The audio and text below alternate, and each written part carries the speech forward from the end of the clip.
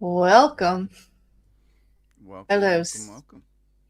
Hello, sir. How are you today?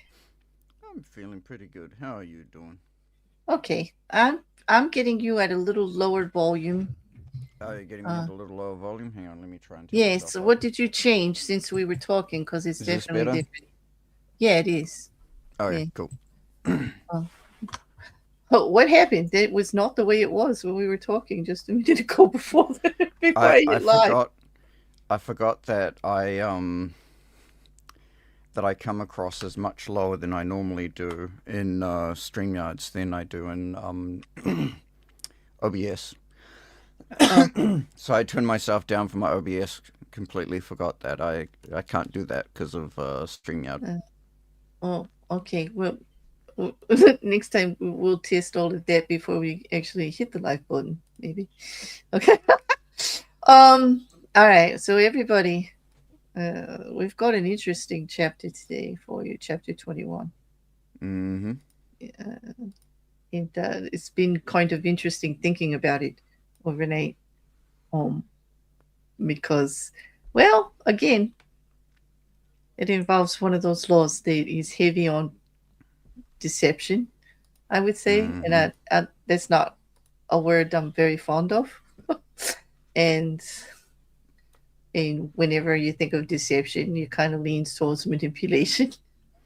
Mm-hmm. And which most of these laws are. And well, I'm not naive. I know that those are things you need to do in business, and you need to do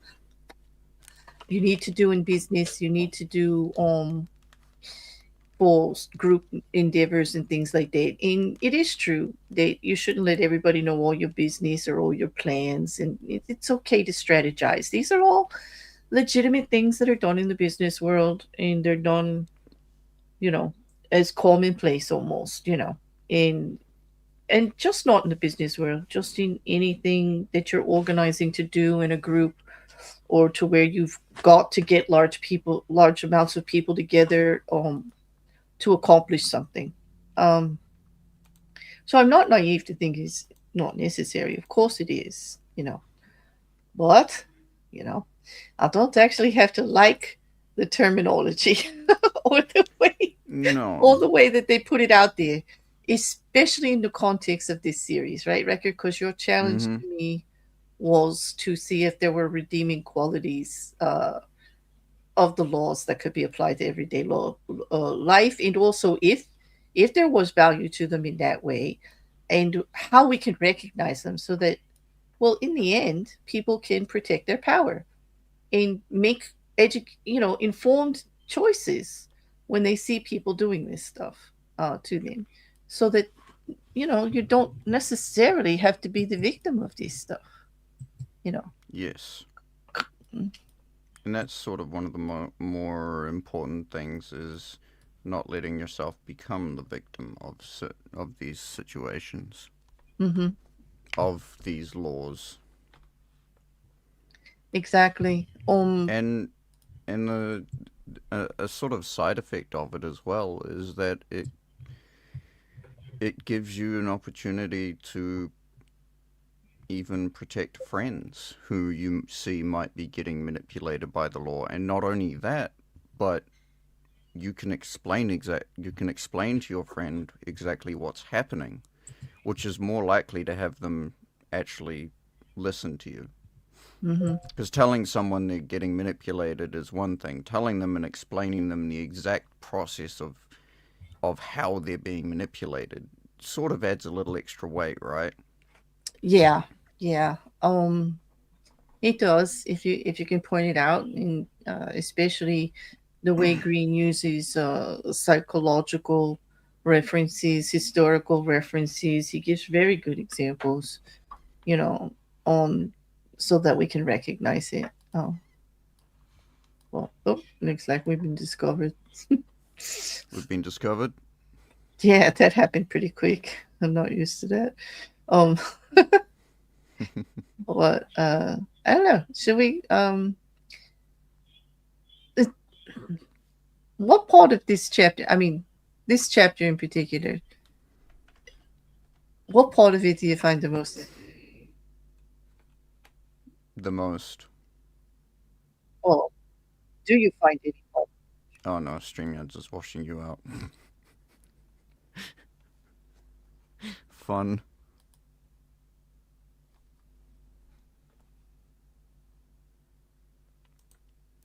Is it just me that's having this issue? I'm not sure. Now I can hear you. Okay, cool. Because I don't see any problem on my end. So um everything seemed, all the meters seem to be appropriate. Well, Yep, um everything's good now. okay. So So I what? was asking you if you found any part of this chapter intriguing. And if so, what? Um, the idea of um, I guess playing the sucker to get what you want is kind of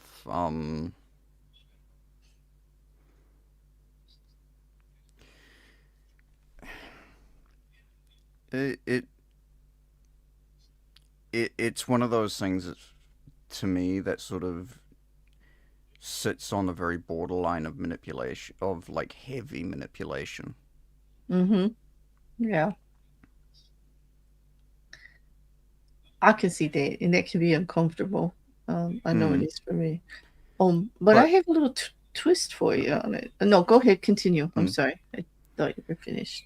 um, it did make me think. It did make me think about um, what like are there circumstances where it's actually more advent where you should actually act like a sucker, and if there are actually more innocent time, like more justifiable times when playing the sucker is yeah is kind of something that you should do. And I think there are points in time when you should actually play the sucker, or not so much, not so I wouldn't say call it playing the sucker so much, more being uh, being more ignorant about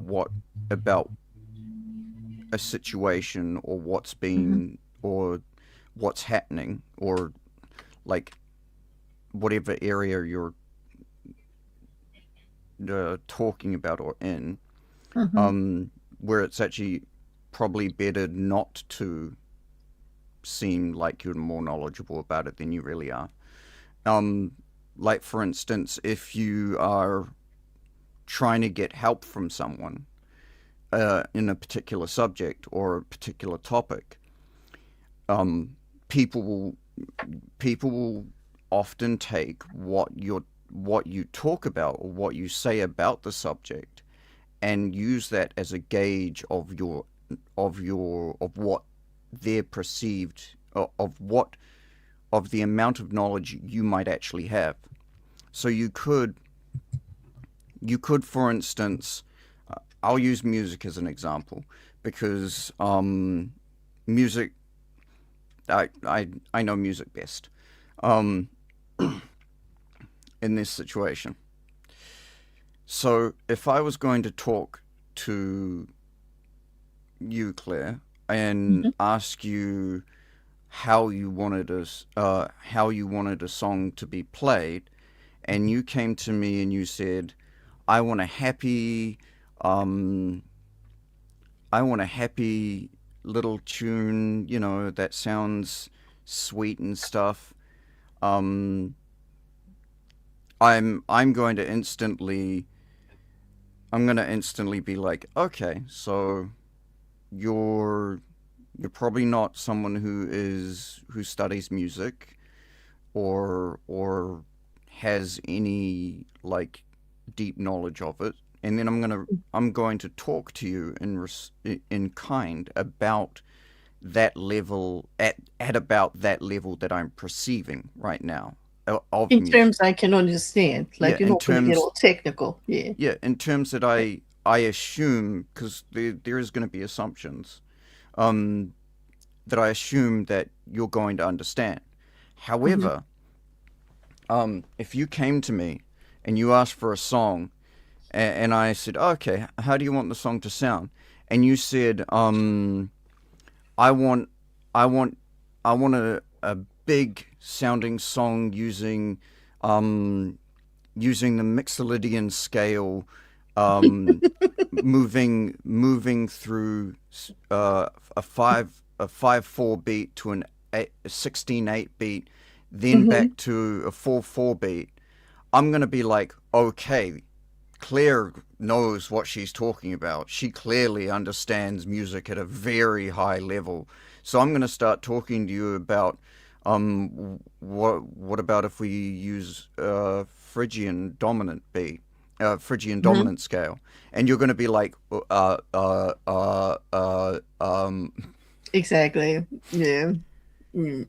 Because you can't just like read a paragraph about something and actually yeah. understand But everything. here's Yeah. but here's the thing: you could have still, if you came to me and said like you wanted a Mixolydian, that might be a little bit of information that you already picked up from someone, and you might actually Know about know that a and knew little I bit liked it. about that Yeah. specific scale.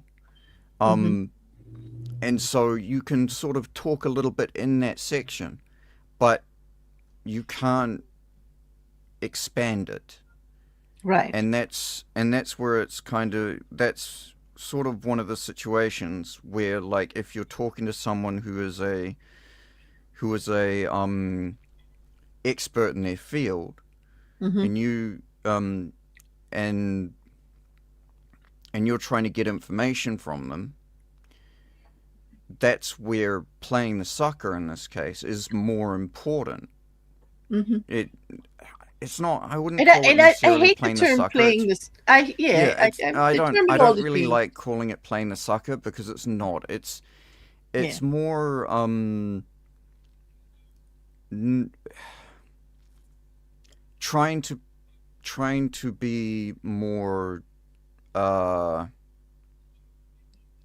trying not to come across as more knowledgeable in a particular topic than you actually are. and it's a wise move. It facilitates Mm. conversation instead of stopping it. For one, Mhm. which is what you're trying to do is get information and to know the lay of the land. Then why would you come off as if you know more in a certain situation to stop the flow of information and conversation? So that Mm. makes perfect sense. Did you see what I pinned? Because often Green will open up his chapters with an offensive take on it. Although there are some very redeeming qualities to this law, it's the way he just throws it out there like play a sucker to take advantage of somebody. And I'm just like, Mm. hold on, okay, like you got me. My ears are open. Like you offended me right out the gate. Like, no, you don't have to do it Mhm. that way. Because actually what he's talking about, and let me know if this makes sense to you. Because to me, like while you were busy doing something right before stream, Mhm. this is the thought that I had. Okay. Oh, then we will start with the actual reading of the law. But for me, Law 21 isn't about pretending to be incapable. It's about letting Yes. other people defeat themselves with their own ego or I like arrogance that. or Yeah. whatever word you want to put there. To me, it's about give them the rope. They know what to do. you know, Mhm. um, and I don't have to do it. I don't believe in like having to overdo people, outdo this one, overdo that one, prove your dominance and expertise in a conversation. You know, it's not how I roll. And I Ultimate. think it works for me. It's who I am. I feel I can speak with almost anyone. The most intelligent expert on something and the most uninformed person on something. Because I'll go out of my way not to stifle that conversation and to try to meet people at their level and encourage them to get what they're trying to say out, Mhm. even if I talk too much, which I granted, admittedly, I do. But well, That's why we're here. I'm glad you like that take though. Because we didn't talk about it beforehand, and I just pinned it anyway. Yeah. Oh, a total power move on my side. Oh, absolutely. Get out of here! Get out of here! Oh my gosh, the dog just opened the door. Oh yeah. Hold on. It. I might have to mute. Um. Hold on a second. But yeah, I've this chapter is probably one that sort of fits quite nicely in that very gray area where it's where the the spirit of the law is much less um, sinister than the Yeah. law itself, than the perception that's being put forth by the author, Robert Greene. Yeah. I think you're spot on with that. Oh, let me bring up our presentation. You ready? I think you're Mm-hmm. spot on with that. Actually, it's a good. Okay, you're up. You want to read it? Okay, I can do that. So, play a sucker to catch a sucker. Um, seem dumber than your mark. The law explained the law explained, judgment. No one likes feeling stupider than the next person. The trick then is to make your victims feel smart, and not just smart, but smarter than you are. Once convinced of this, they will never suspect that you may have ulterior motives.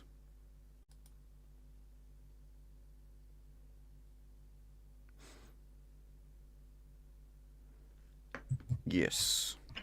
Okay. You know what? Okay. Door. I have to really get that door tight. Sorry about that. Don't want the dog to come in. He didn't want to leave. Well, I was trying. That's why I muted, because I was talking to him. I'm trying to entice him out. He just, I love smart dogs, but in all honesty, not to get sidetracked, he can open the door. I have like the handles that push down. Mm-hmm. My whole house is like ADA, like equipped for the future. And he can just push the handle down, and he just pushes it with his body weight and comes right in. He don't care. He don't care. Everyone loves a smart dog until they show how smart they are. But here's the thing: like, he doesn't shut the door when he leaves. Like, I wouldn't mind it if he came in and he says hi or whatever, and I tell him to leave and he leaves. But does he shut the door behind him when he leaves? Heck no. Heck no. Of course not. Not that he could. Well, and just the way that Green says this, like you said, it's I will admit, people do like when you make them feel small. They do like to be praised for what they do know, or accepted for their take on something or their stance. I mean, everybody likes a compliment, right? And everybody likes to feel good. But there's at a point where you just do it too much. But nobody wants to be shined and buffed to the point of brilliance where nobody else can stand to be around you, right? Yeah. Don't overdo it. But some calming niceties and things like that relax people, make them feel comfortable.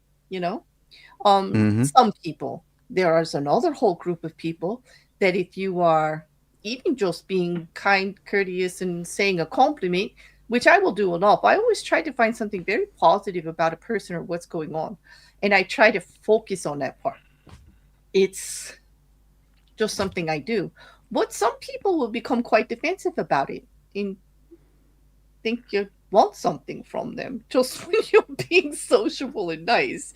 So, it doesn't change me from doing what I do, but it does actually show me who people are, like, pretty quick.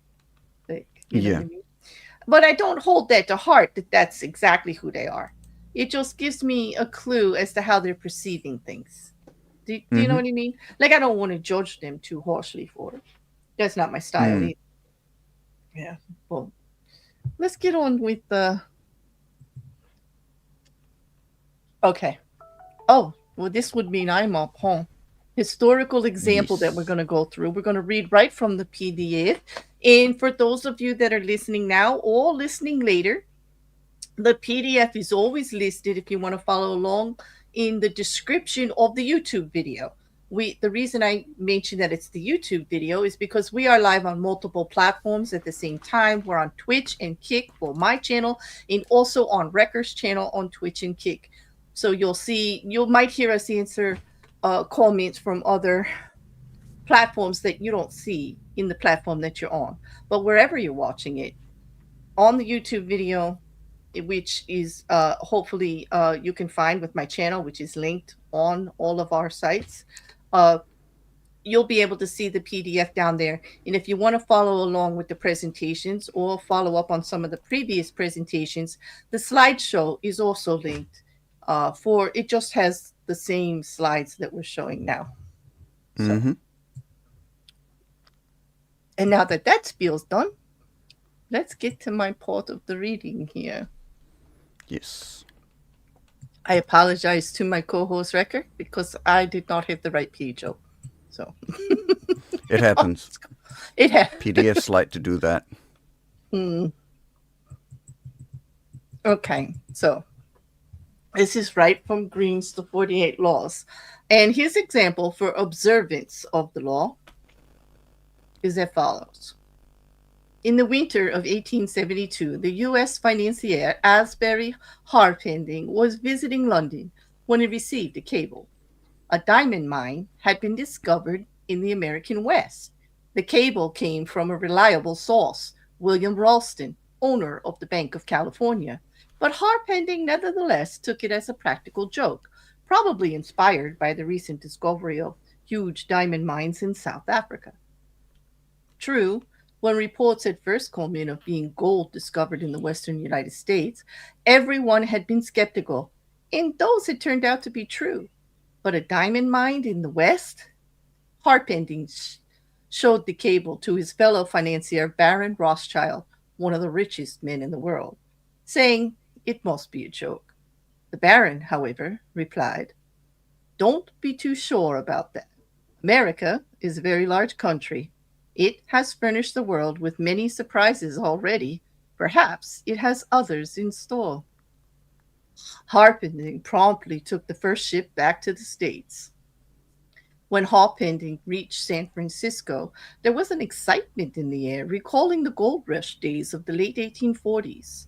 Two crusty prospectors named Philip Arnold and John Slack had been the ones to find the diamond mine. They had not divulged its location in Wyoming, but had led a highly respected mining expert to it several weeks back, taking a circular route so he could not guess his whereabouts. Once there, the expert had watched as the miners dug up diamonds. Back in San Francisco, the expert had taken the gems to various jewelers, one of whom had estimated their worth at 1.5 million. Harpending and Ralston now asked Arnold and Slack to accompany them back to New York, where the jeweler Charles Tiffany would verify the original estimates. The prospectors responded uneasily. They smelled a trap. How could they trust these city slickers? What if Tiffany and the financiers managed to steal the whole mine out from under them? Ralston tried to allay their fears by giving them $100,000 and placing another 300,000 in escrow for them.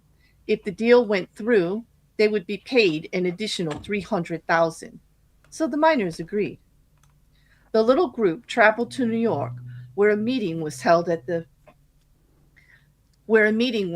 mansion of Samuel L. Barlow. The cream of the city's aristocracy was in attendance. General George Brinton McClellan. I'm sorry, that was the dog again. My apologies. Okay. General George Brinton McClellan, commander of the Union forces in the Civil War. General Benjamin Butler. Horace Greeley, editor of the newspaper The New York Tribune. Harpinger, Ralston, and Tiffany. Only Slack and Arnold were missing. As tourists in the city, they had decided to go sightseeing. I can't believe they weren't at that meeting. It was their mine. Okay. Right? I know. When Tiffany announced that the gems were real and worth a fortune, the financiers could barely control their excitement. They wired Rothschild and other tycoons to tell them about the diamond mine and inviting them to share in the investment. At the same time, they also told the prospectors that they wanted one more test. They insisted that a mining expert of their choosing accompany Slack and Arnold to the site to verify its wealth. The prospectors reluctantly agreed. In the meantime, they said they had to return to San Francisco. The jewels that Tiffany had examined, they left with Harpending for safekeeping.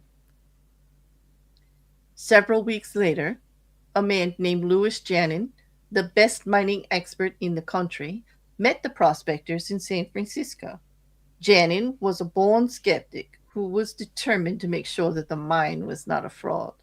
Accompanying Janin were Harpending and several other interested financiers.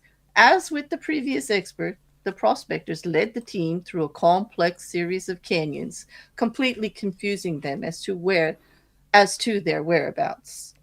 Arriving at the site, the financiers watched in amazement as Janin dug the area up. leveling ant hills, turning over boulders, and finding emeralds, rubies, sapphires, and most of all, diamonds. The dig lasted 8 days, and by the end, Janin was convinced. He told the investors that they now possessed the richest field in mining history. With 100 men and proper machinery, he told them, I would guarantee to send out $1 million in diamonds every 30 days. I'm Returning to. I'm Huh? surprised they didn't figure out that it was a that this is some kind of trick by just the fact that they're It finding just diamonds.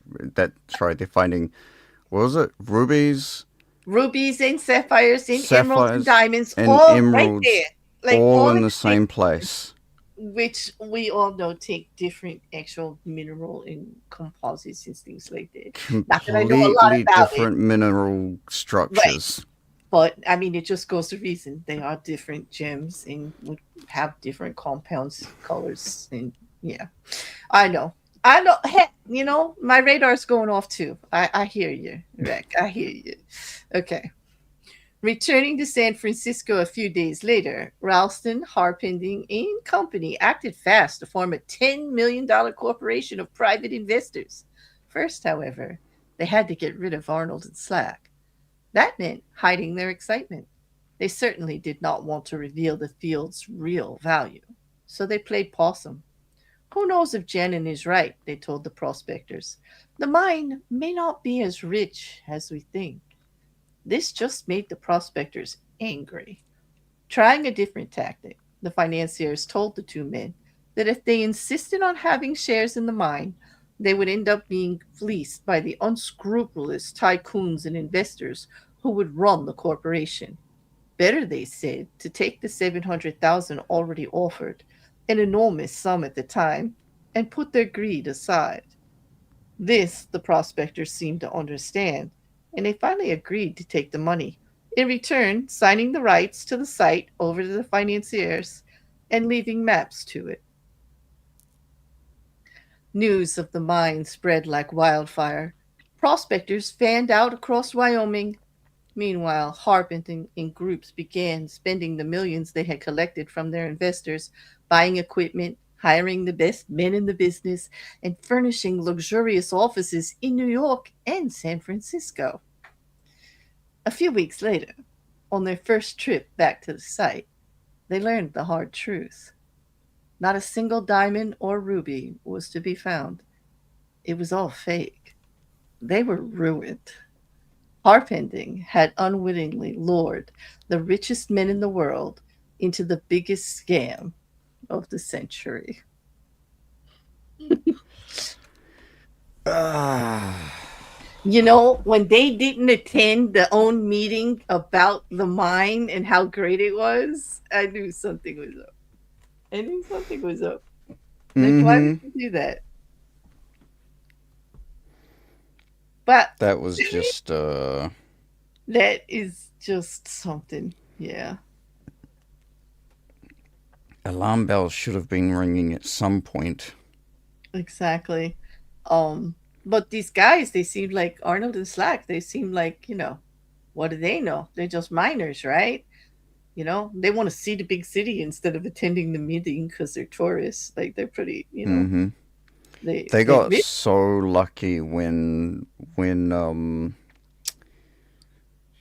they brought in a third party um True. was it paleontologist, whatever, Well, with the gem guy, like the gym the guy, miner yeah, guy, the expert miner, the like expert miner, yeah, who was who gonna mine it himself. Yeah, yeah, yeah.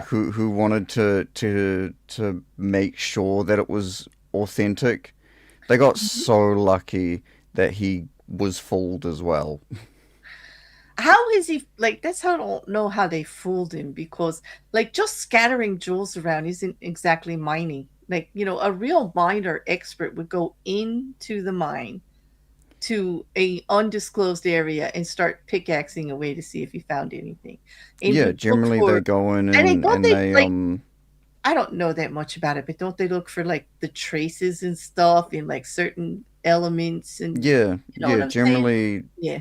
from what I remember, even back then um they used to use things like they would make sure that the right elements were actually even present in the mine that they Mm. were looking in.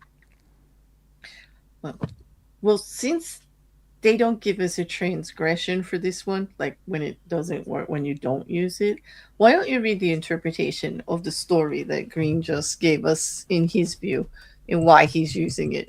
Like, just to hammer Okay, it home for everyone.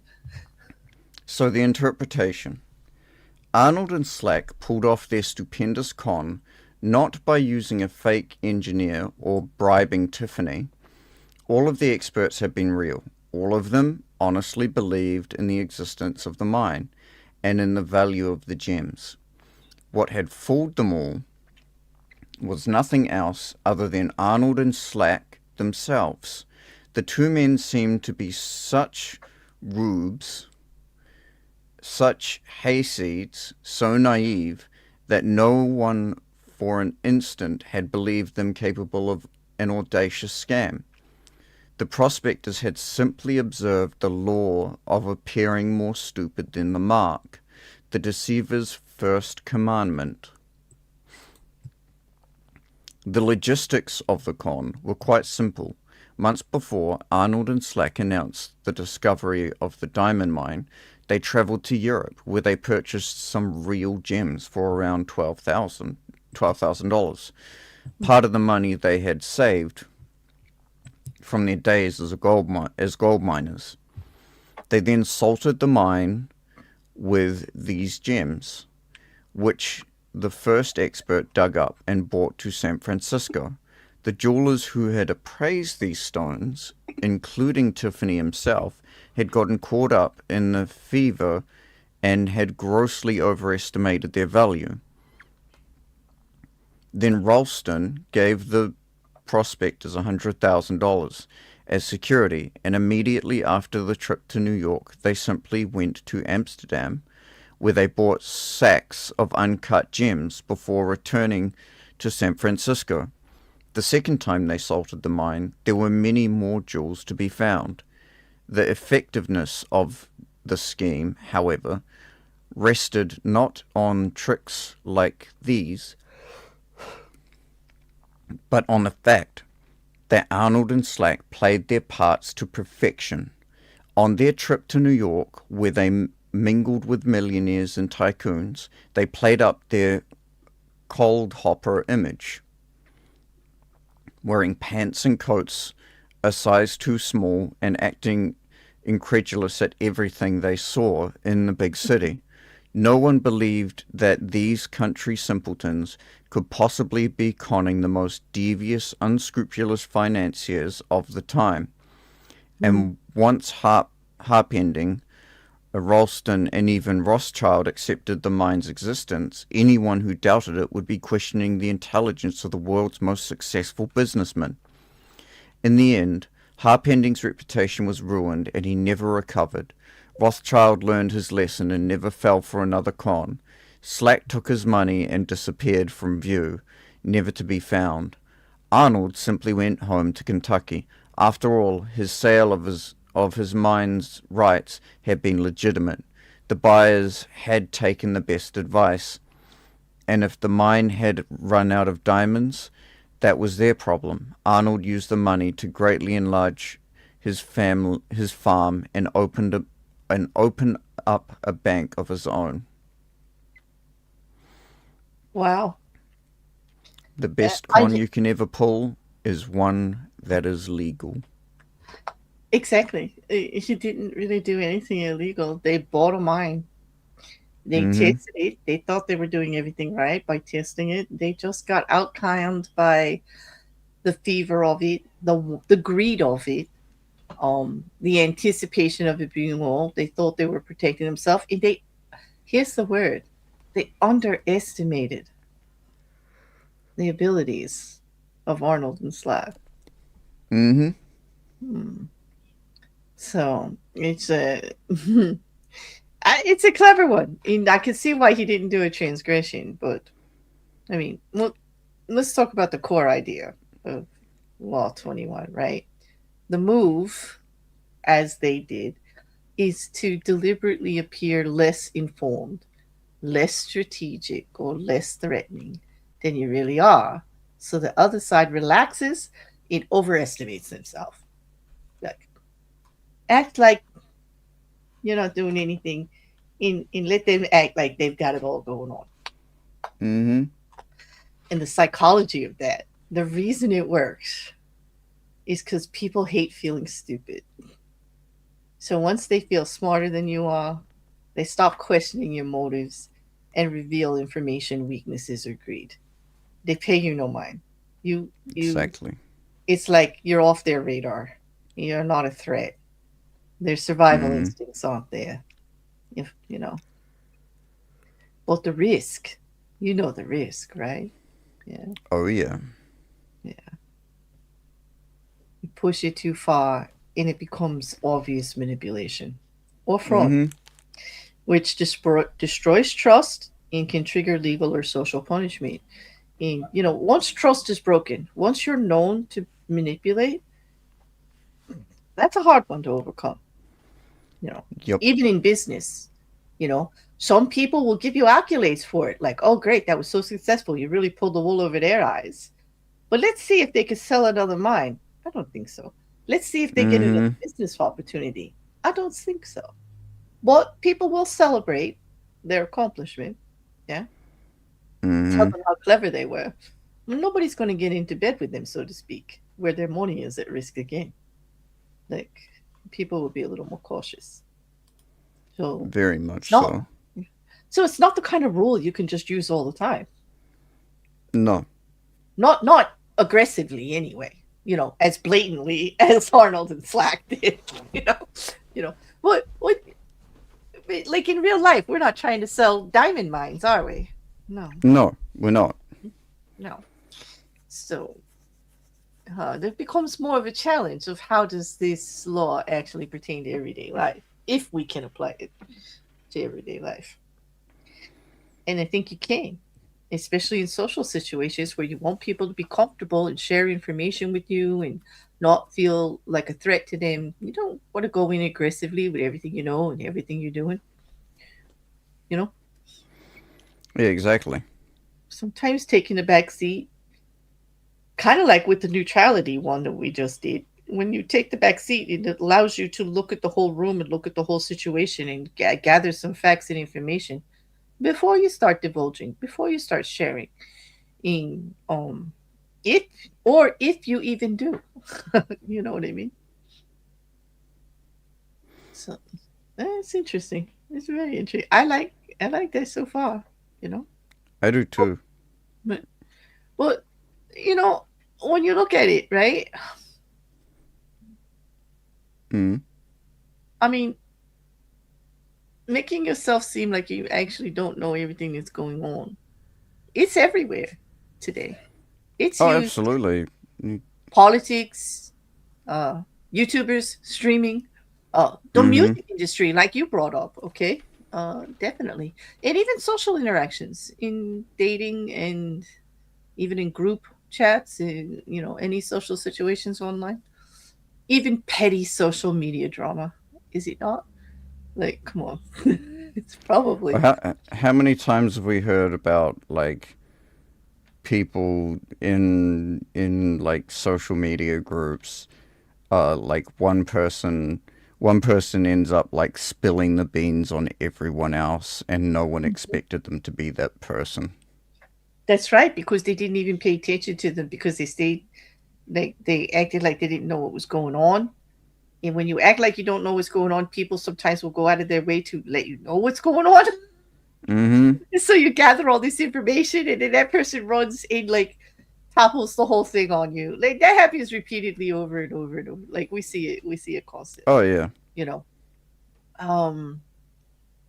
Well, we could think of let's one of the comments we got on our last stream was to give more examples like from real life. So, Rek, help me out here. Let's think of some, without getting too political, so that our stream doesn't get held like it did last week. And it just got released yesterday. And thankfully, people were waiting for it because it got views. But it's just been released within, not yesterday, but within the last 48 hours or so, I would say, like 48 hours. But Mm. definitely it passed 4 days into when we did it. Um, Yeah. that's frustrating, but they do come to their senses eventually. So I guess I'm okay with it. Um, I don't know. You know,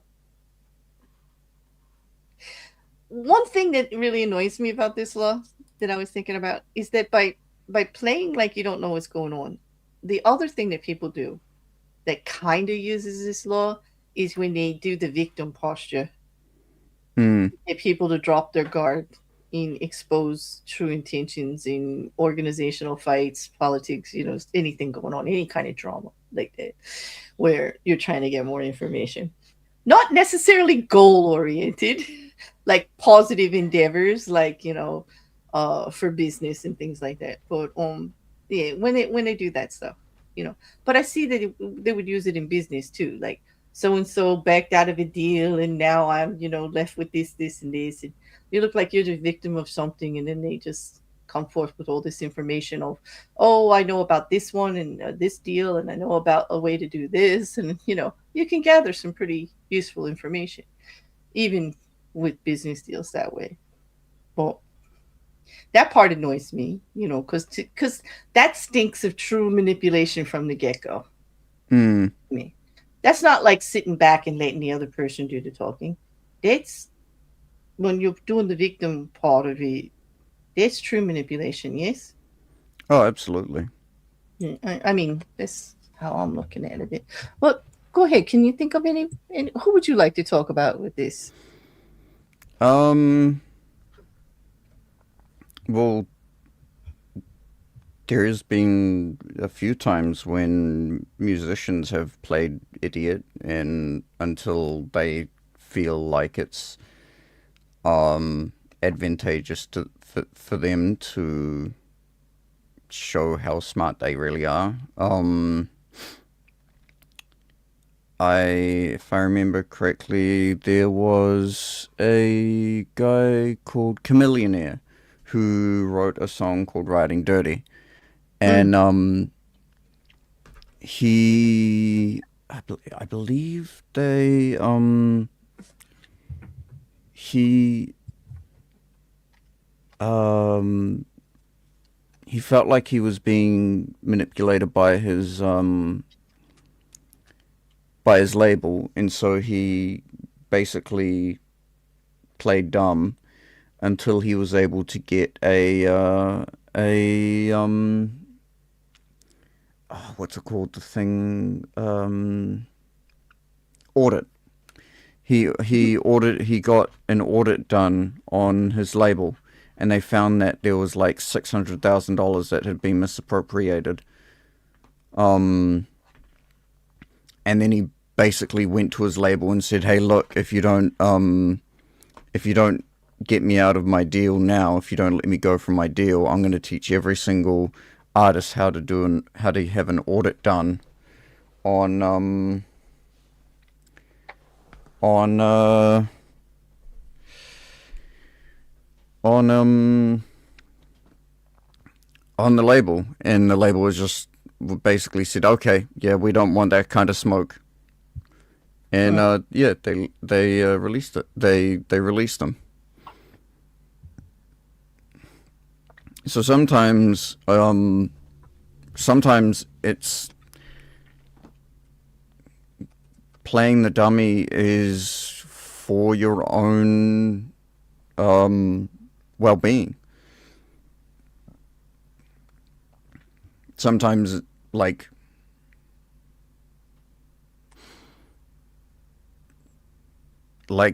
I guess a situation where that might be great is if someone was harassing you for information, and it was dangerous if you gave them the information, so you just play Hmm. stupid.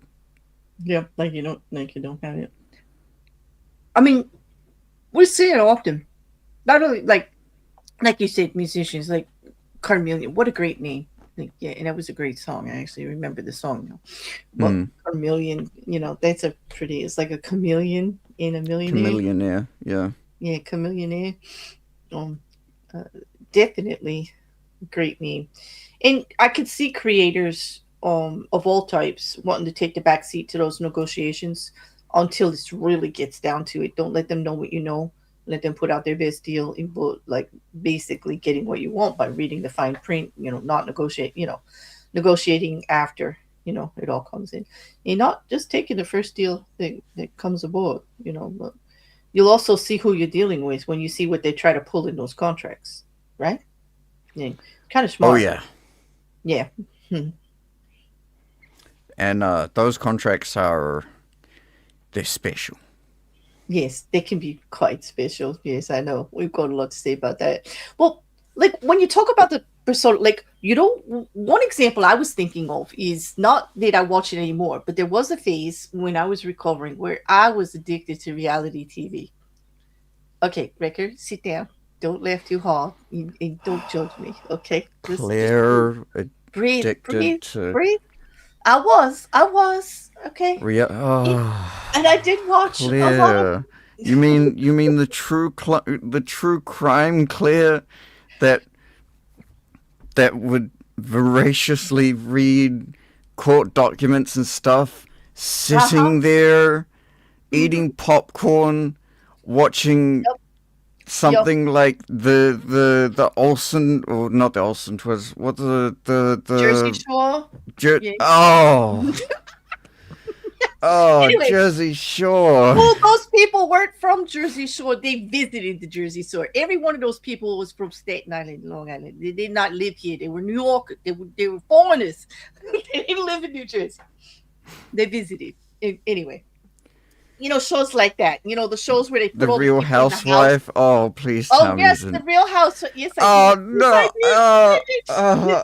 Oh. All right. Take the knife out of your heart. Okay, wait. Let me just tell you why I'm bringing it up. Not to crush you in your opinion of me, but, because I'm just overly honest about stuff. But Kick me while because I'm they down. used it so often. How many times, if anybody out there knows about reality TV, like these shows, over and over and over again, it will be the person you least suspect. It plays like they don't know what's going on. They don't want to get involved. It ends up winning everything because they have covertly got you to disclose everything to them. And they were the evil snake that you had to watch out for the whole time. Happens over and over again. And there was one reality show that you might have actually liked if you had ever saw it. It was called Survivor, and that was an actual physical challenge and a psychological challenge that people had to do. They get left on a deserted place and Okay, have to I wouldn't survive. call that. Uh, that's more of like a That's game reality show. TV. You get dropped off by a helicopter on a desert island. It's That's real. it's I, That's I reality would say TV. it's more of a game show. The reality TV show part is secondary. So it's Okay. more, I would say, more acceptable for But that. even all of these reality, I did watch a lot of the ones where there was elimination processes and stuff like that. But I did watch a couple of Real Housewives too. I liked some of the original ones from California. I thought it was funny, and I really liked the one from Australia. That one makes me laugh. Oh my god! But besides that, I really don't have time, and nor do I make time to watch any of that stuff anymore. I don't even watch TV.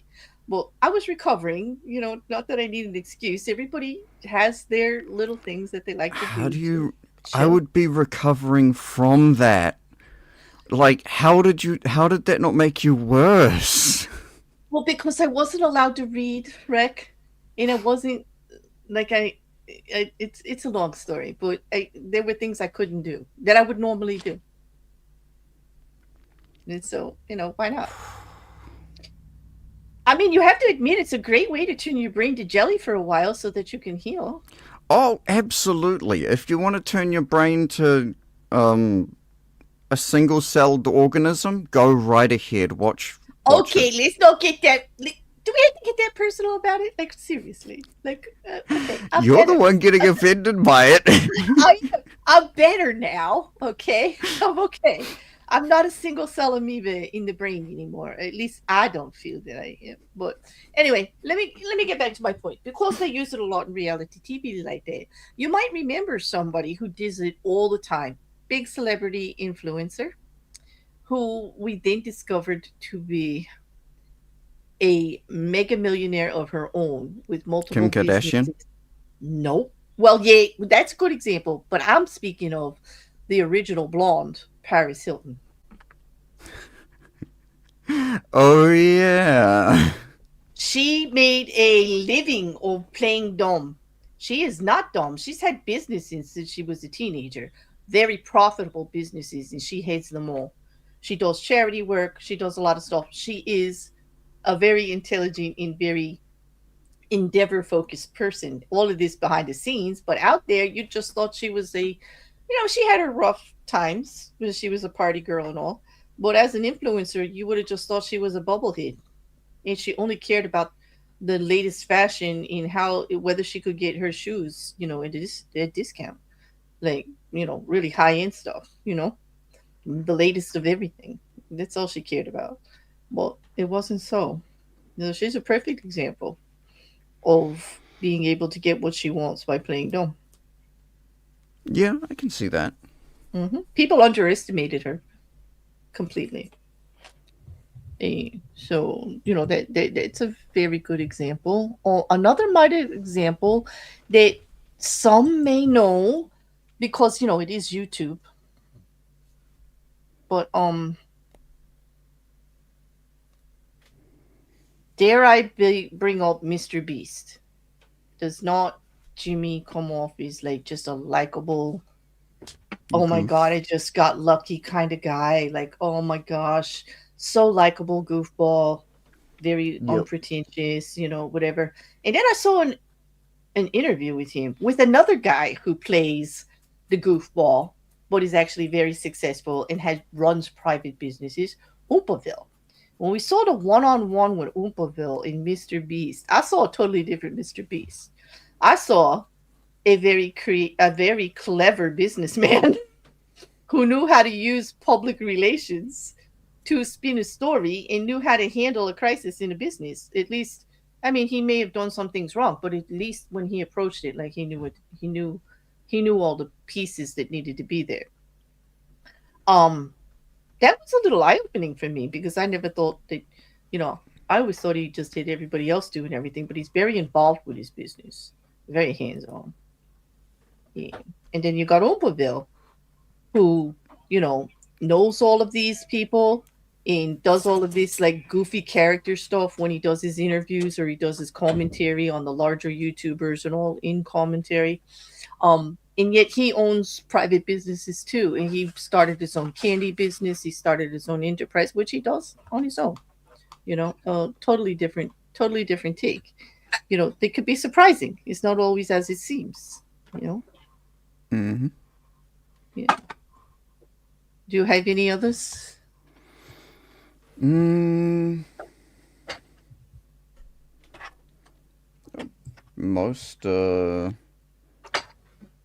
most of those successful gaming YouTubers like PewDiePie or Markiplier, Jacksepticeye, Mm-hmm. they're I mean they're on camera personas as dopey, happy go lucky, Mm-hmm. fun loving kind of people. But you Mm-hmm. know for a fact that they're much smarter than uh, than they normally perceived. Take PewDiePie for instance. He's I think Yep. he was either in the middle of or working his way through engineering degree. Yeah. Yeah. And nobody really knew about that. They just thought he was a streamer online, just like pissing people off left and right, like causing Mm-hmm. problems. Now Playing he's like, Happy Wheels and Yeah. Well, screaming at getting scared all the time.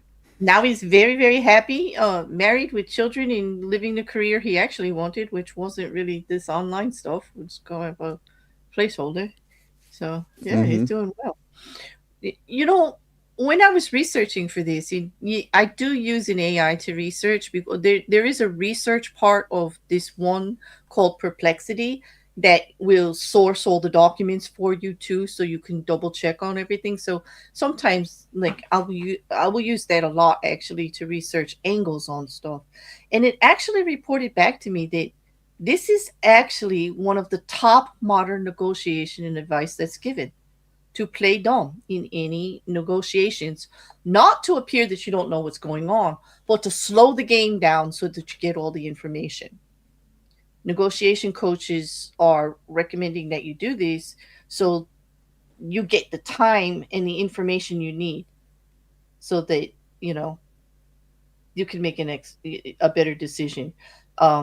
They don't want you to actually say you understand everything. They want you to ask questions like you don't know or don't understand so you get more information. Because when you do this, the other party kind of feels like they're in control and they stop using all those high pressure manipulative tactics on you, you know, and then they Mm. start explaining more of the details of the deal. And it's kind of like well, you know, it's kind of like I'll outpsych you kind of thing. It's actually very clever. um because all it really does is like buys you the time and exposes their position and gives you more information, which is all what you need to make a valid, a good informed decision, right? You know, you don't want to be pressured anytime you go into a business meeting like that. One side or the other is constantly pressuring and manipulating. Mm-hmm. You each want what you want, and the goal is to get what you want, right? So let the games begin. Right. That's how it goes. Yes. In So I found that fascinating. What about you? That's actually modern advice that is given every day now in negotiating by negotiating coaches in the business world. I can fully understand that because more often than not, um, if someone is pressuring you to sign something, there's something that they don't want you to read in whatever you're signing. If Exactly. someone hands you a contract and says, "Look, I got to get going, so I got to get going in like 30 minutes. So can you just sign it and we can move on and we'll get things moving." Mm-hmm. Take about 45 minutes to read it, Well, irrespective of anything. I've it's sometimes it can be risky, but in deals that I, really I matter. wouldn't trust. If it was a big deal, I wouldn't trust anyone that Well, you was shouldn't trying to make put a a time limit decision. on it. Yes, you should make a decision at that meeting anyway. You should be able to take that contract to read it, to be able to show it to a lawyer. You should be able to have time if you didn't get it in advance. See, Yep. I'm not a big fan of that drop it on them and then make them sign. Those kind of techniques, I always would remove myself from the meeting saying thank you for all the information. I would ask all the questions I need to ask. I would say we're going to look into the contract further. We're going to go over it with legal and we'll be back with you. Well, thank you for taking the time to answer our questions. And can we reach out if we have any more? Or ask them straight out if there's anything else that they feel valuable for us to know. Because that kind of pressure, that's manipulation. And Mm-hmm. there's usually something they don't want you to see. Exactly. Or that they hoping you don't make it a big deal because it's a bone of contention with them. Like say there's something they can't do that you might be looking for, and they don't want to Mm. lose the deal, so they don't want you to harp on it or find it right away. It's not always like straight out manipulation, but it's calculated. I would say that. I would say that. You know. Um.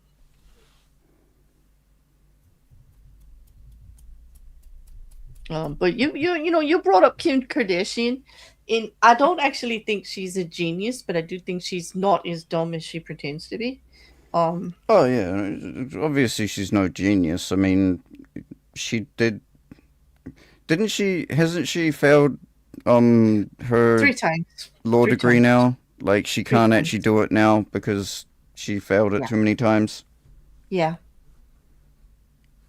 But that doesn't mean she didn't take the classes and learn something. So, Oh, um, absolutely no. I'm sure she's not dumb. Otherwise, she wouldn't have been able to even start the law degree. She had no, to have because some level of intelligence to even just be accepted into doing it. exactly. And isn't there a certain level of genius when you play yourself so dumb that you can use any situation to your advantage for public relations? Because that woman has, no matter Oh what hell yeah. happens, okay, no matter what happens, it does get twisted to her favor. Even the dumb jokes that people make about her, it helps her. I mean, So if yeah, if she's on your lips, she's won. exactly, because that's what they're famous for. Everybody talking about them, everybody wanting to know about them. They put their whole life on camera, with that show. That was a reality TV show. Don't tell me you Mm-hmm. watched it. I didn't. Did you? Hey, are Not we a even? Are we even not a now? cold day in hell. Did you not watch not a single reality TV show ever? Not I've one. I think I've seen like random parts of episodes here and there. I just can't sit through them. I sit and I have tried to watch some here and there. I sit down and I start seeing it, and then they start complaining about how hard their life is, uh, how hard it is to have a $4 million yacht or they drive in their 600,000 dollar Bugatti, going back to their 50-60 million dollar mansion, and then crying in their $4,000 bathtub with like a bath bomb that's probably worth Oh my about god, it four or sounds like five you thousand. saw. It sounds like you saw an episode of The Shaws of Sunset. The Like who to you're what wit? somebody out there will know what I'm talking about. Well, that's all I'm gonna say. Like you perfectly described an episode of The Shaws of Sunset. I, I, oh, my life is so hard.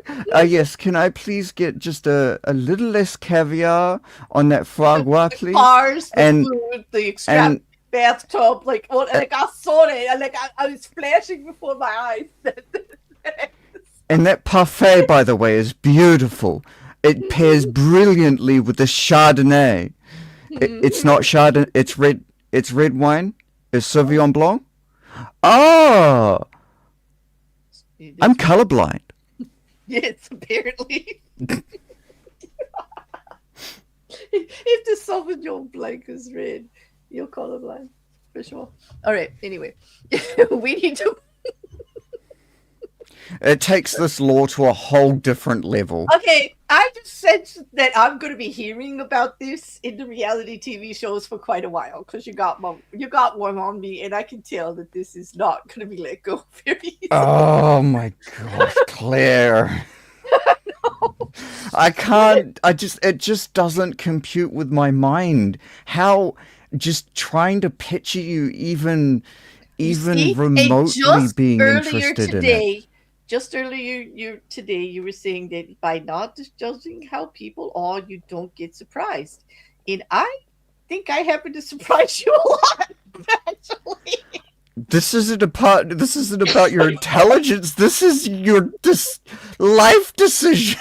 These are you put Okay, lifetime into this. okay, all right. I hear you. You I hear can't you. get this time back. Okay. I did simple life, Mrs. Cassandra. Exactly. Hello, hello, Mary Jo and Mrs. Cassandra. Mrs. Cassandra, do you hear the abuse I'm taking up here? Anyway. Um, You're getting. I feel abused just having to talk about them. okay. All right. So then we'll move on. Ugh. Real life situations. We'll go back to music, okay? Somebody who actually played that they didn't know what was going on and they were really goofy and everything, but they were actually a genius and they got very, very rich. Let's talk old school, Flavor Flav. Yes. I mean, everybody just thought he was insane, right? Yeah. All right. How about You got what I need by whatever his name was. Do you know who I'm talking about? Marky He Mark? No. he completely sings off key. That song, you got what I need, and he's like on the piano, and it's horrible. And he put it out, and You mean the he's Freddie rich. Scott one? No, hold on, I have to look it up now. Um, Mrs. Cassandra, do you know which song I'm talking about?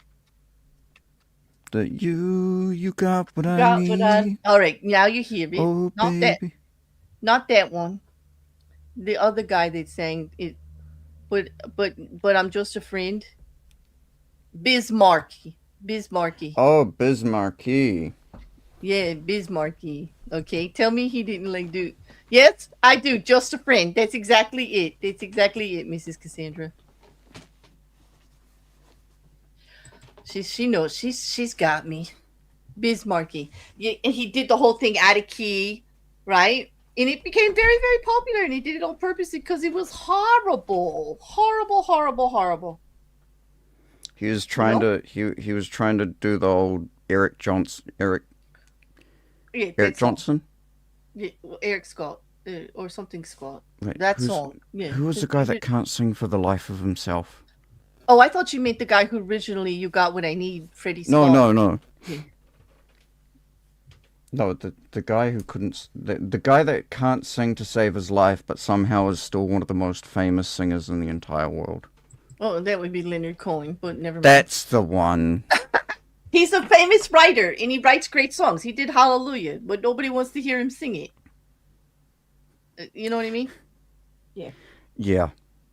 No one wants to hear him sing any. Okay, there are people that want to hear him sing. I don't know. These people, they need to get checked out. He writes incredible Oh, songs. he is the He's a greatest, wonderful one of the poet. greatest poets to ever walk this earth. How about Dylan? Dylan also, that voice. Like nobody could really say he's a fantastic singer, but everybody knows that voice and everybody knows what he writes, and he's a fantastic songwriter. So, great poet of, great American poet, Mm-hmm. storyteller, you know. So I guess there's a taste for everybody though. But anyway, Yes. let's let's let me have you read the image and the authority from the book. Okay. So, the image. The possum in Playing Dead. Uh, the possum. In Playing Dead, the possum plays stupid. Many a predator has therefore left it alone. Who could believe that such an ugly, unintelligent, nervous little creature could be capable of such deception? Hmm. But it Authority. hurts.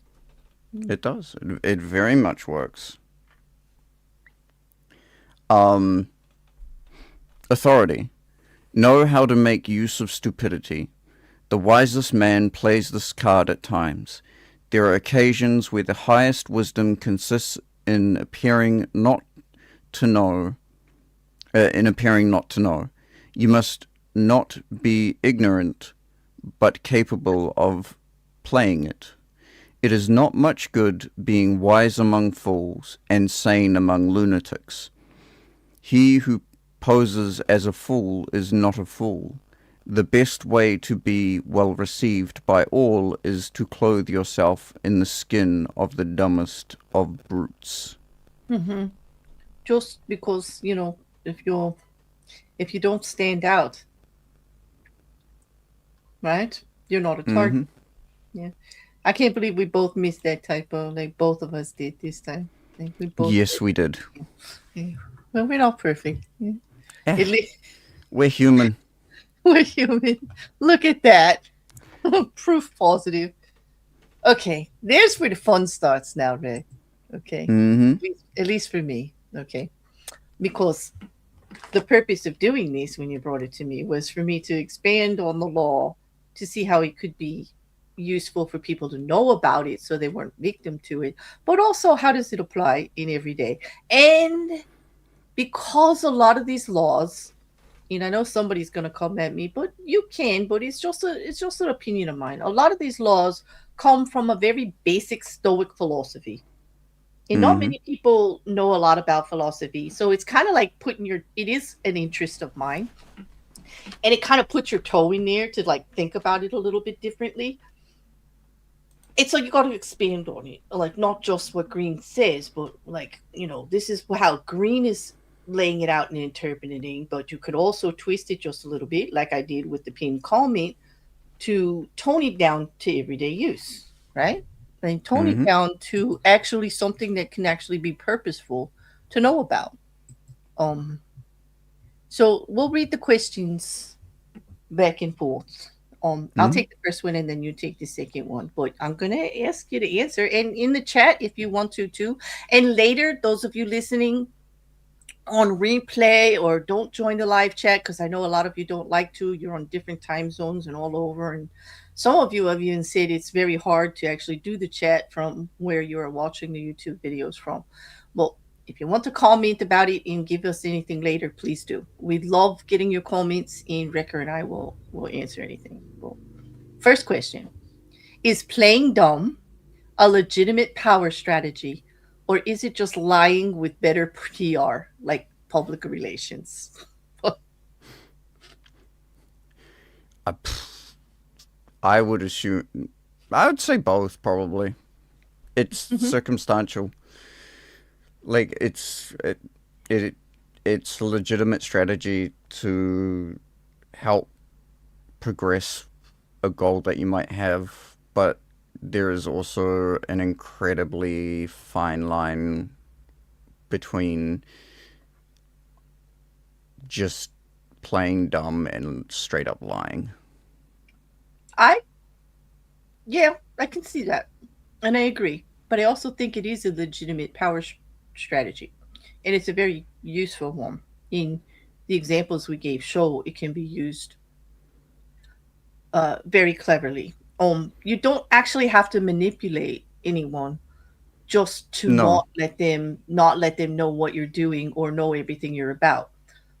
It's just not putting it forthcoming. You don't have to play really stupid. You don't have to lie to anybody. You don't even have to go out of your way to manipulate anybody to keep your lips sealed about what you know and what you don't know. exactly. Not saying everything all the time is not manipulation, nor is it playing dumb. They're going to assume you're dumb, but that's on them. Yes? Yeah, Fair. I'm not, Yeah, fair. yeah, that's what I think. But when you do it, like, well, let's use the ever popular topic of online drama in social circles.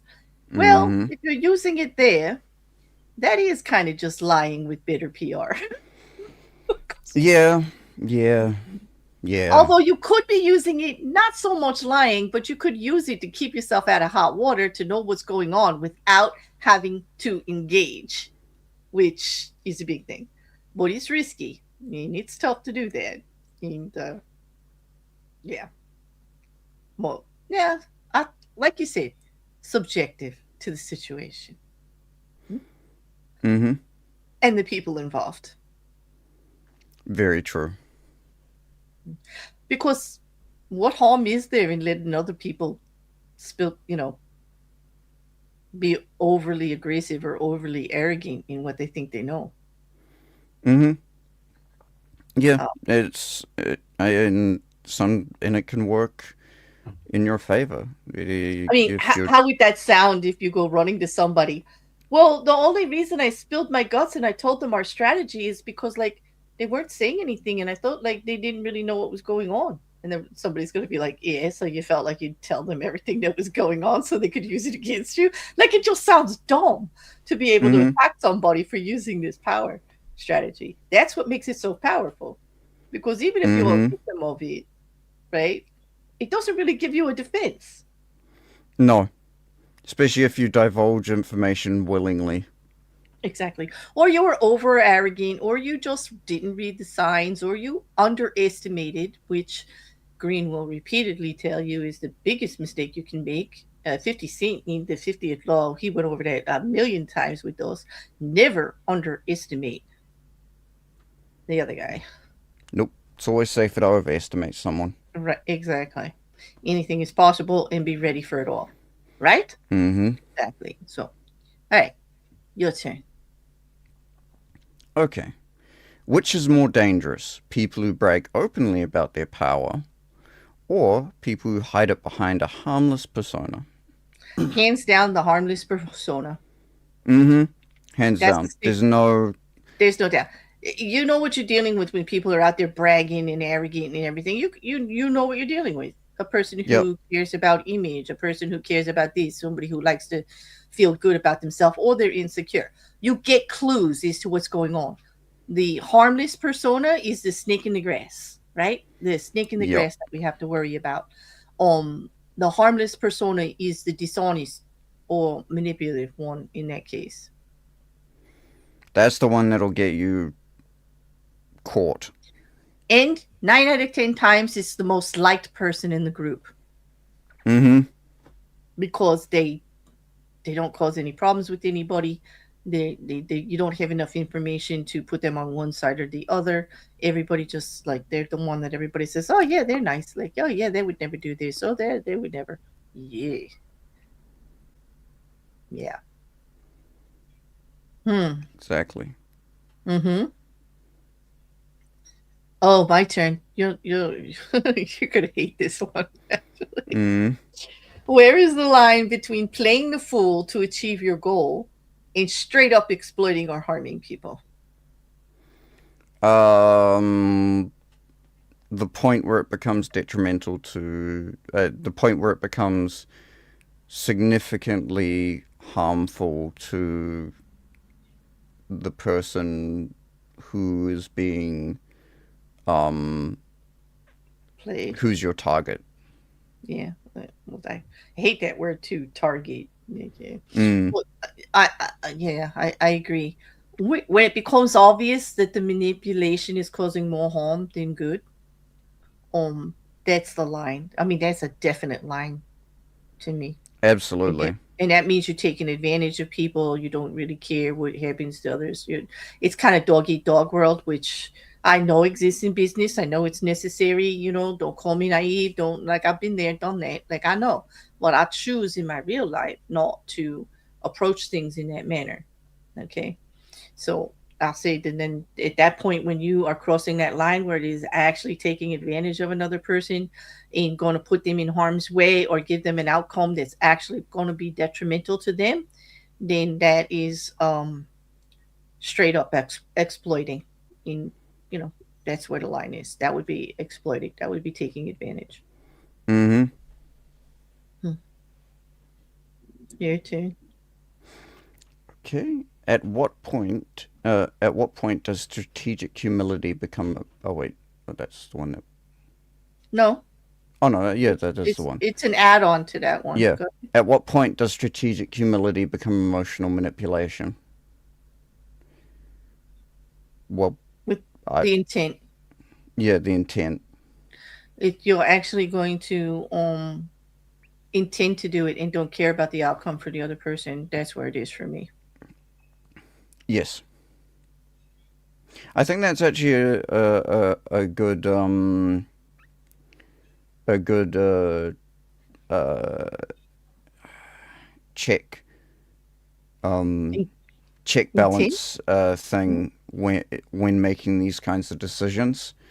Um, like, is it is it going to negatively affect the person you're doing it to?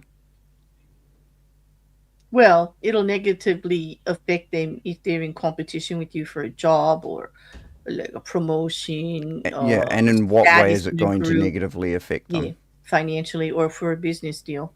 But is it recoverable or are you decimating them? Have you ruined them for life? Kind of thing. Like, it's a matter of Yeah. degrees. It's subjective. Yeah. Right? Mm. Well, just them feeling a fool afterwards by underestimating you, I don't feel guilty for that. That's on them. Yeah. But how far you take it is definitely on you on the other side of that coin. So, Mm-hmm. there has to be some balance. There has to be some balance. You know. in your own life, where would Law 21 be most useful? Dating, workplace politics, business, or online drama? All of the above. Yeah, we But see it for every very day. different reasons. Okay, let's take it for by the reasons. Expand, please. Dating. Hmm. What's the easiest way to learn more about someone? Let them talk. Let them talk. And if, say, for instance, they have an interest um, in like, I don't know, if I was going out with someone and they had an interest in music, I'm not gonna absolutely obliterate them by telling them about how the circle of fifths is actually not just one circle but multitudes of circles encapsulating each other that actually create scales within themselves. And if they're only just sort of like interested in certain parts of in like listening to music, Hmm. I want to hear what they think. I want to hear what they think about Taylor Swift, or I want to know whether or not they like Drake so I can walk out faster. That's on the list, huh? Well, how about workplace politics, business, like workplace politics? You know how that goes at any job, not even just big business deals, Uh, but yeah. there's an excellent saying that fits for workplace politics and stuff. The the strongest was it the strongest horse gets the work. So True, if you show that you're incredibly competent in something, they're just going to give you more work. exactly. And they'll say, "Oh, no, oh, so and so knows how to do it. Give it to them." That's right. Yep. Yeah. And Hmm. then when you're not able to perform perfectly at that level all the time, they're like, "Why can't you do this?" Hmm. And it's like, oh, Okay, so how about online drama? most people online will divulge pretty much anything to anyone. Some of How the stuff we there's hear, right? so there's so many online groups that, like, if you know of an online group that doesn't have any drama happening for them, it's probably either about to happen or it's been in process for the past like 6 months Hmm. and you just haven't heard about it yet. But there's always something. Yeah, for sure. For sure. Always, always. Very, very, very rarely have I ever heard of like online, of groups online having no drama. I think all groups, not even just online, in all And yeah, different groups groups, in end up general, with some they're kind just of all, drama. yeah. Like eventually, the outcomes depend on how many grown-ups are in the room and whether they have all the actual types. The the the deal maker, the passive person, the aggressive person. All the different archetypes up there to actually solve the situation. As long as there's balance, it'll work out. You know. Mm-hmm. Your turn. Would you be comfortable using Law 21 if it meant getting what you want, but at the expense of slightly humiliating someone who overestimated themselves? If they deserve it, yeah, absolutely, sure, why not? True. There's some key words in there. The word slightly humiliating and Yeah. someone who overestimated themselves. So, like, if they just underestimated me or underestimated, think they knew what was going on and they didn't, I don't feel sorry for them. It's slightly humiliating for that person to discover that in public. And I don't really wish humiliation on anyone, but there's not anything I can do for that if they just decided they knew what was going on and they didn't. It can be bad. Humiliation is sometimes a very important thing to experience in life. Yeah, and If I don't everyone necessarily. needs to experience a little bit of humiliation every so often, just to keep themselves humble. Right. I would Not answer many that. people can be as humble as I am. Humanist, yeah, right. Just, He's humble. you know, hmm I guess I gave you that nickname, and you have earned it well. Um, I would say I wouldn't go out of my way to humiliate, but I can't be responsible for the humiliation someone feels when they underestimate someone, or they're not using the laws to protect themselves by reading the room and not underestimating exactly. people and putting everything out there. Mistakes get made, and they do deserve second chances. But the word "slightly" there means no. I'm not even going to bat an eye. Uh, Yeah. I'm not going to go out of my way to overly humiliate them and ruin their lives either. There's a way to Mm. get what you want without causing massive damage, and I think it's all of our responsibilities to find it. Mm-hmm. There's always a way. It may not be the Oh, quickest absolutely. way, it may not be the most profitable way, but it is the way. There is a way, right? There Mm-hmm. is. And I just happen to be that naive bear, rose colored glasses, that wants to find it. Fair. I don't believe in sacrificing your integrity to win an argument or to prove that somebody else is wrong. No. Yeah. There's lines, like, you know. And I don't mean to sound self righteous or better than anybody else. It's just how I do it. There are lines I won't cross. Those lines are there for me, for how I feel about myself, which, when it comes down to it, is all that matters. Mm-hmm. You know, I mean, I care about what other people think, but what matters most is me and my fortitude and my personal It's your boundaries. principle. Right. Yeah. And It's one of your guiding principles, and that's that's something that is sorely lacking in the world today is guiding principles. Everyone seems to have morals when it's convenient for them, but right, very few selective people. morals. Like Yeah. on day one, Well, it's this, and on day two, it's that. Like, well, morals. From what I've noticed, morals seem to be incredibly flexible. Morally, you could one day morally you could justify doing something horrific. Morally, one day you could decry that something that someone's done is horrific, and then the next day you could morally justify exactly why this other person did the exact same thing. mm.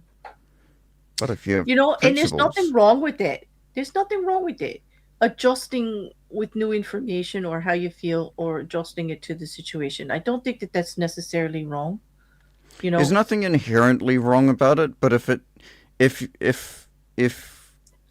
I just find double it standards are double difficult. standards no matter what. Exactly. That's the word, double standard. When you apply the morals to somebody else that you won't apply to yourself, like, I stop it right there. As soon as I see people doing that, I'm out of the conversation. Or what if you morally justify something that you previously went against because of your morals, it's then like yeah, Without an explanation as to why you without changed a your decent mind. Yes, explanation, then yeah. yeah, I do agree. But I do see often too many people being judged for things that they wouldn't want to be judged for. Like, Oh, absolutely. and applying these morals selectively. Like, Mm. in I and I try not to be judgmental, although it sounds like I'm being very judgmental about the people that are being judgmental, and I get that, and I admit to that hypocrisy because, like, we all are judgmental in a certain way. It's human nature, okay. And so I do admit we all do it. I for myself try not to.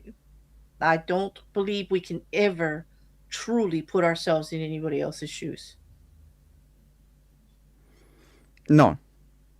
in unless you can, you don't have all the information you need to make a real judgment. And also, I don't believe in God. I'm not God. I have no No, God exactly. complex. I don't believe I should make these decisions for people. I just don't.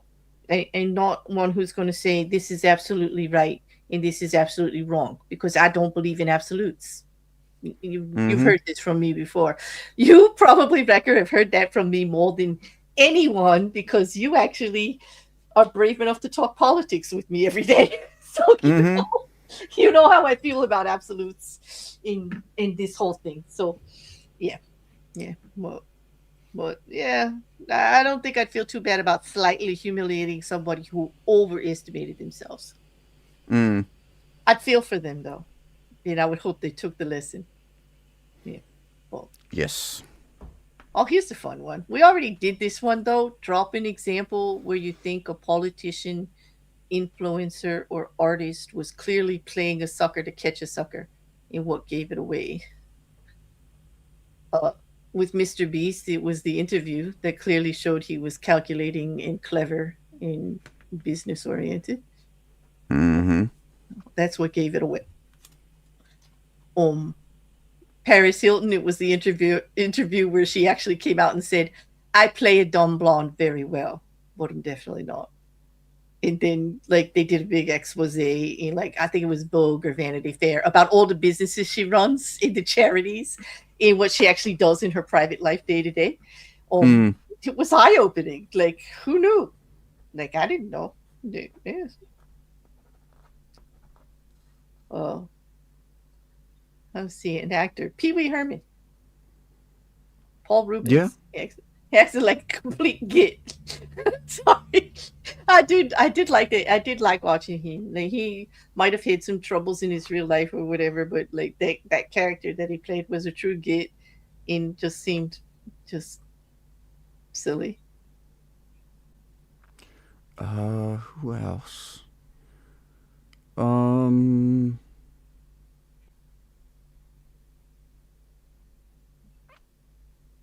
I can't think of anyone off the top of my I head know right it's now. hard, right? I could think Mm. about political. Like I don't want to get into politics, but there was a president who we all thought was kind of like nonchalant, like dumb.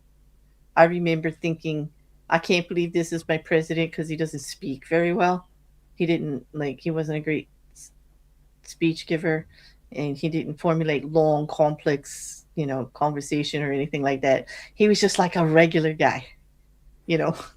Mm. But he was actually one of the best negotiators we had because he was very unassuming and everybody liked him. Exactly. And that was George Jr., if anybody doesn't know who I'm talking about. So I'll leave it at that so that this stream doesn't have to sit in limbo for a week. Mm-hmm. I go back and forth with YouTube. Yeah. Well, Hopefully, just mentioning the word doesn't get this stream limited. when you see that person, right? When you see how everybody just like he got along with everybody. Do you know what I mean? He was Mm-hmm. very unassuming and he was like, the guy's guy and he was just like didn't come but that actually got him into more rooms and more conversations and more negotiations on an even playing like they just you know it got him places. It really did. It made him welcome in a lot more places Exactly. than other historical figures that we've had. Because he didn't have strong opinions out there that you could judge him by. And he can dodge shoes really well. Mr. C. Just yep. He is He's excellent, and that if was beautiful. Yes, if and I he was made playing dodgeball, I would pick him first choice. It would be right off the bat. It would be, yep, I want him. Mrs. I've seen what he can do. Mrs. Cassandra knows me well.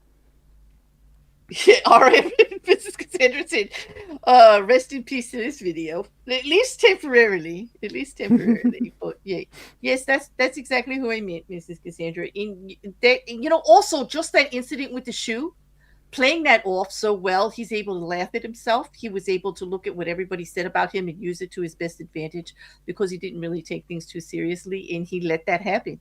It got him a lot of places, and it made him some really good long-term negotiating connections. He could probably make a phone call anywhere around the world, and people would pick it up. The leaders, he was very well liked. Mm-hmm. So there's something to be said for acting like you don't have a strong opinion, taking the back seat and acting like you don't have a firm opinion about something and put it all out there, or telling people how to do something because um, it it gets you places because it makes you easier to be around by not forcing it that way, you know. Yes.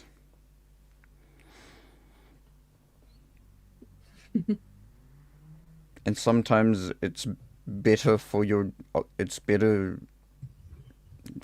overall being not to be the smartest person, not Right. to not to be the smartest person in the room, because It- often the smartest person gets the most responsibilities. or And the if most something goes questions. wrong, Mm-hmm. yeah, if something goes Blame wrong, them because they blame should have them. known better. They should have known better, Mm-hmm. right? Yeah. Yeah. Couch says, if you can dodge a shoe, you can dodge a ball. Exactly. And, Exactly. and good to see you, Couch. I hope you're having a great day. Yeah. Mm-hmm.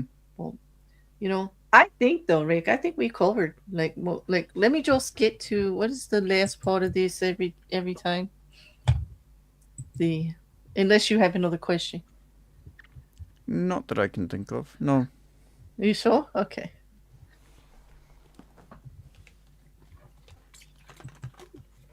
You know what, Mrs. Cassandra? I'm right with you with that. I'm not going to say it, but I agree. I agree. Mrs. Cassandra is actually, I am going to say it. She said she never thought that she would agree to liking the one I mentioned over the last two, but I can understand that sentiment because I can't imagine I was so offended by him, and now I kind of wonder why I was To so. reminisce about having those days back. I think so. You read my mind. I'm like, take me back. That was so minor compared to what I feel these days. Yes, absolutely. Okay, so Green goes further towards the end of the chapter. He always ends it with the reversal, which is a warning on how the use of the law can backfire usually. And so for this particular one, he's going to lay out this story for us. To reveal the true nature of your intelligence rarely pays. You should get in the habit of downplaying it at all times. If people inadvertently learn the truth that you are actually smarter than you look, they will admire you more for being discreet rather than making your brilliant show. At the start of your climb to the top, of course, you cannot play too stupid. You may want to let your bosses know in a subtle way that you are smarter than the competition around you. And as you climb the ladder, however, you should to some degree try to dampen your brilliance. There is, however, one situation where it pays to do the opposite. When you can cover up a deception with a show of intelligence. In matters of smarts, as in most things, appearances are what count. If you seem to have authority and knowledge, people will believe what you say. And this can be very useful in getting you out of a scrape. For example, the art dealer Joseph Devine was once attending a soiree at the New York home of a tycoon to whom he had recently sold a Durer painting for a very high price. Among the guests was a young French art critic who seemed extremely knowledgeable and confident. Wanting to impress this man, the tycoon's daughter showed him the Durer, which had not yet been hung. The critic studied it for a time, and then finally said, "You know, I don't think the Durer is right." He followed the young woman as she hurried to tell her father what he had said, and listened as the magnate, deeply unsettled, turned to Duveen for reassurance. Duveen just laughed. "How very amusing," he said. "Do you realize, young man, that at least 20 other art experts here and in Europe have been taken in also, and have said that the painting isn't genuine? And now you have made the same mistake." His confident tone and air of authority intimidated the Frenchman, who apologized for his mistake. Duveen knew that the art market was flooded with fakes, and that many paintings had been falsely ascribed to old masters. He tried his best to distinguish the real from the fake, but it's his zeal to sell he often overplayed a work's authenticity. What mattered to him was that the buyer believed he had bought a Draugr, and that Duveen himself convinced everyone of his expertness through his air of irreproachable authority. Thus, it is important to be able to play the professor when necessary and never impose such an attitude for its own sake. Hmm. Well, there you go. There.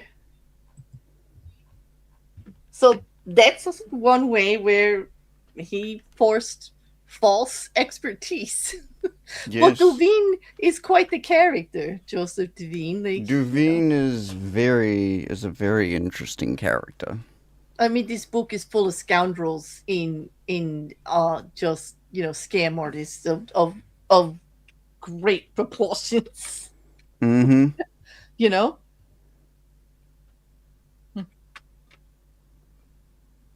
so Duveen being one of them. He uses them in the examples all the time. So so I don't know. Do we have any questions? I don't see any questions that we have to go to. No, I don't think we have any questions. Okay, This but one if we was, do, yeah. I'm sorry. Go ahead. I was just gonna say this one was quite a bit of a shorter chapter. Not not by too much, only by like Not 10 by too minutes. much, yeah. Not even, not even 10 minutes. But still, I think it was good, and we look Mm-hmm. forward. I'll speak for both of us to say we look forward to hearing what you had to say in the comments. You know, Mrs. Cassandra wants Absolutely. to know when I'm running for president. Never, never. Oh, don't. You sound like Rekkr now. Like he's always putting me up for I've some been kind of trying to get political her to office. do it for ages. He wants me to be in politics. He yeah. No, I don't. So I don't want to be in politics. I couldn't. I'd have to use all the laws. I get agitated just doing these. Like, come on. Like, a couple of them were pretty difficult for me.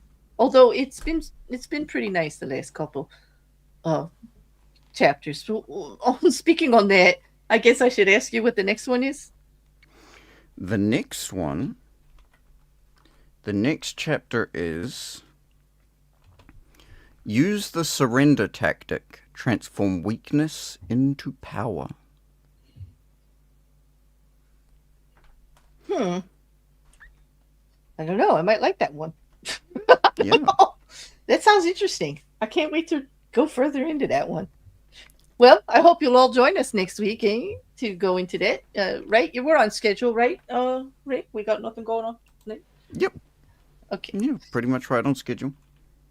Well, in the meantime, I hope that you will all join Rekkr over on his Twitch streams, doing his music practice. If you like listening to jamming and singing and guitar playing, for all of that, and with a little bit of commentary, he occasionally is a very funny guy.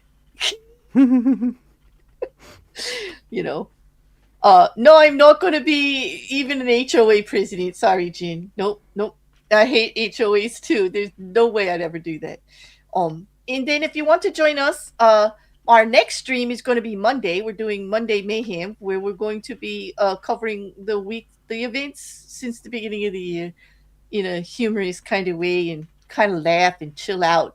I miss talking with everybody. I haven't been able to do a lot of lives um that are just hangouts like we used to, and so that's what we're going to do on this Monday. Hopefully we'll have some panelists who join us, hopefully some familiar faces. Well, people will be welcome, and we hope to have some fun takes on some things, a little looser, less serious content than the videos I've been putting out in what we do here, which is enjoyable. Don't get me wrong, Rekkr. Like I love it. Like I'm Mm-hmm. not, yeah. Well, it does take a different thinking than just goofing off. I can't be a goofball as much. So, well, on that, I hope you'll all like, share, and please comment because we'd love to hear from you. Right, Rex? Absolutely. I always want to hear questions and criticisms and everything in between. Mm-hmm. Okay. Mm. I'm not sure. You'll have to answer Mrs. C about whether that you were Rekkr going to will be be there able. too. I'm not 100% sure. I've been working on some things that I have been putting off and trying to get done but haven't. If I somehow manage to get it all done, then I will absolutely be there. If I don't, I'll be working away in my little dungeon. We're only going to be streaming for about an hour, so hopefully we can see you there. But if not, like we totally understand. Well, Hmm. hope to see everybody. In the meantime, have a great weekend. You got any last words there, Justin? Um, Stupid as stupid does Or doesn't? or doesn't. Sometimes that can work in your favor, and sometimes you just look like an idiot. I see. I see. Hmm. This is true. Good last words. All right, everybody. Have an excellent night, and we'll see you Yes. again soon. Night.